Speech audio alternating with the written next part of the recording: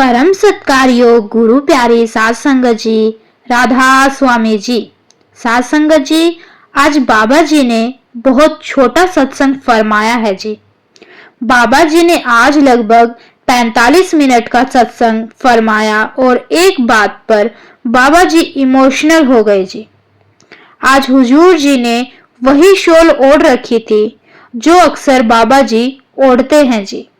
साध संगत जी, आज का सत्संग बहुत ही खास है जी और बहुत ही इमोशनल भी है।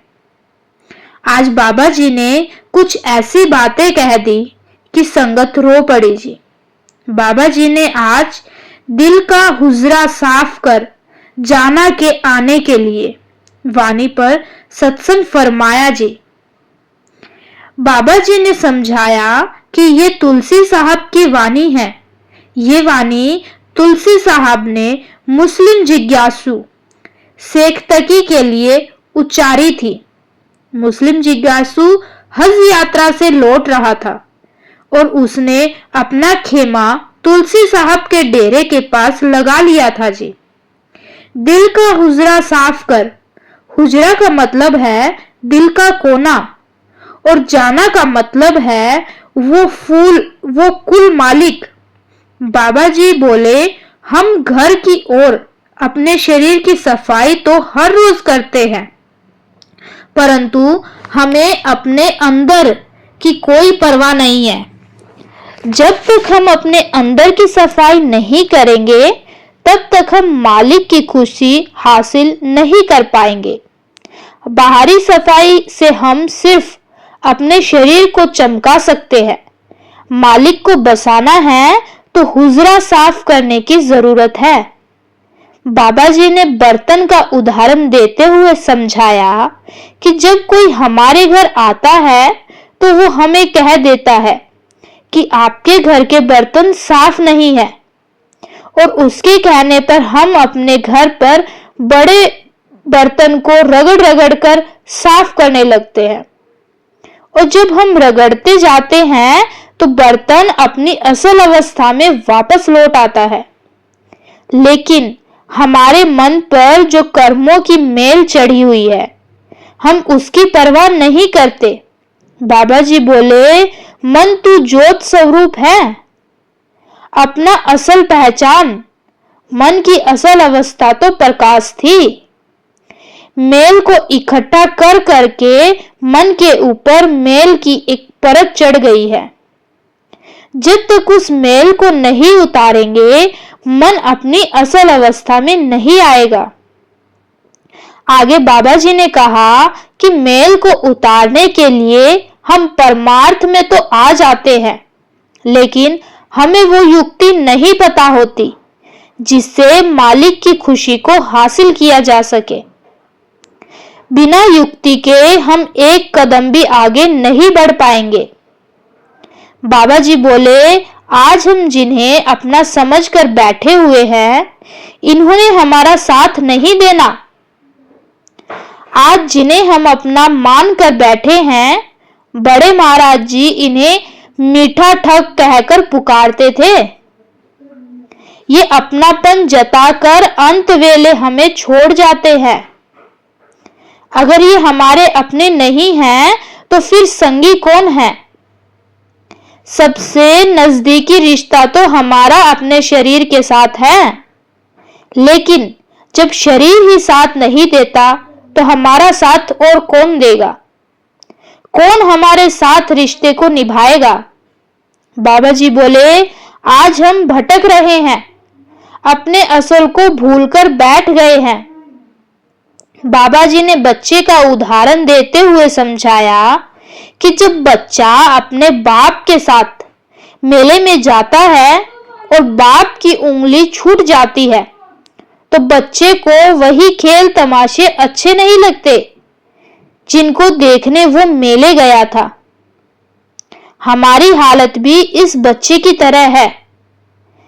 अभी तो हम दुनिया के इन रंग तमाशों में खोए हुए हैं।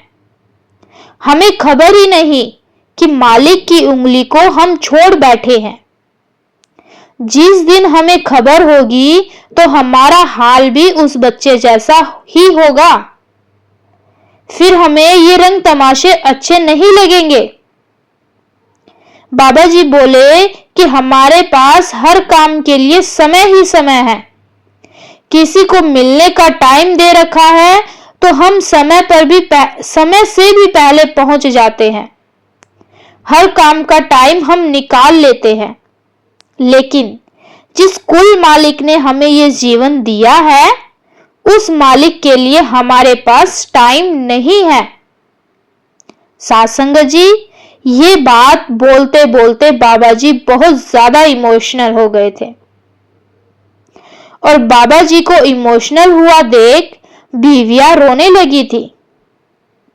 आगे बाबा जी कहते हैं कि हम अक्सर कह देते हैं कि अभी तो बहुत जीवन बाकी है, आगे चलकर कर लेंगे। अभी दुनियावी तमाशों का आनंद ले लेते हैं।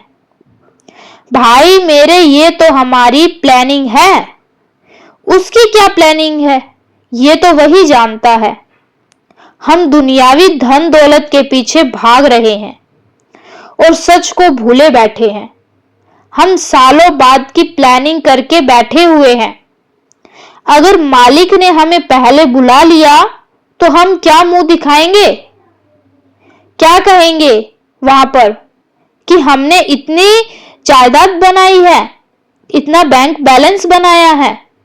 क्या इन सब से मालिक की खुशी हासिल कर पाएंगे? आगे बाबा जी ने मन के बारे में समझाया। बाबा जी बोले, एक मन उस मालिक ने हमें दिया था और हमने इस एक मन को हजारों ख्वाहिशें पालने के लिए लगा दिया। आज हम मन के कहे पर चल रहे हैं। जैसा मन हमें कहता है, हम वैसा ही कर रहे हैं। हम मन की एक इच्छा को पूरे करते हैं, मन दूसरी और फिर तीसरी इच्छा को सामने लाकर रख देता है और हम मन के गुलाम बनकर बैठे हुए हैं। पुराने जमाने में मन को काबू पाने के लिए साधु महात्मा घर परिवार सब छोड़कर दूर जंगलों में चले जाते थे। वहां सालों मालिक की भक्ति करते थे, जिससे कि मन में काबू आ जाए। जब सालों की भक्ति करके वापस लौटते थे तो मन फिर से दुनिया के रंग तमाशों को देखकर भटकने लगा। फिर गौर फरमाया कि मन जो कहता है वो करते चलो। एक ना एक दिन मन अपने आप थक कर बैठ जाएगा। ये भी करके देख लिया, मन कभी थका ही नहीं। बाबा जी ने समझाया कि हमें ना तो जंगलों पहाड़ों में जाना है और ना अपनी पारिवारिक जिम्मेदारियों से मुंह मोड़ना है। हमें संसार के खेल तमाशों के बीच रहकर मालिक की भक्ति करनी है, भजन सिमरन करना है। हमारा मन ही मंदिर है। बाइबल में भी बयान है, we are the temple of God. हमें बाहर भटकने की जरूरत नहीं है। सब कुछ मालिक ने हमारे अंदर ही दे रखा है। बाबा जी ने आगे फरमाया, जब कपड़े पर दाग लग जाता है तो हम उसे रगड़ रगड़ कर धोने लगते हैं और जब दाग नहीं जाता तो हम उस पर गुड्डा रंग चढ़वा देते हैं। जब हम मालिक का भजन सिमरन करेंगे तो मालिक हमें गुड्डे रंग में रंग देगा और हमारे मन के दाग उसमें छिप जाएंगे। बाबा जी ने आज सिकंदर के बारे में भी बताया कि बाबा जी बोले कि सिकंदर दुनिया को जीतने के लिए निकल पड़ा और जब वो जहां पहुंचा तो एक संत ने उससे पूछा कि आपका क्या लक्ष्य है? तो सिकंदर कहने लगा कि मैं पूरी दुनिया पर जीत हासिल करूंगा। मुझसे ताकतवर कोई और नहीं हो सकता। संत ने कहा कि इसके बाद क्या करोगे? तो सिकंदर कहने लगा कि इसके बाद मैं दुनिया पर राज करूंगा। फिर जब कुछ साल के बाद सिकंदर का आखिरी समय आया तो सिकंदर ने अपने आदमियों से कह दिया कि जब मुझे दफनाने लेकर जाओ तो मेरे दोनों हाथ बाहर कर देना, जिससे कि दुनिया जान सके कि जब बादशाह सिकंदर यहां से कुछ नहीं ले जा सका तो तुम तुम इस दौलत के लिए अपना समय बेकार कर रहे हो। बाबा जी बोले, एक ही दौलत साथ जाएगी और वो है हमारे नाम की कमाई। वही साथ भी जाएगी और आगे काम भी आएगी। बैंक बैलेंस, जमीन जायदाद सिर्फ हमारी मन की तसल्ली है। आखिर में बाबा जी ने फरमाया, नानक के घर नाम, वहां हमारी पहचान नाम की कमाई से ही होगी। साथ संगत जी, ये आज डेरे में बाबा जी द्वारा फरमाया बड़ा ही जोरदार सत्संग था जी। वीडियो को शेयर करने की सेवा के साथ साथ कमेंट में राधा स्वामी लिखना मत भूले जी। और संगत के अपने इस चैनल अनमोल ज्ञान कुंजी को सब्सक्राइब करके इस चैनल का एक हिस्सा जरूर बने जी। गुरु प्यारी साथ संगत जी, राधा स्वामी जी।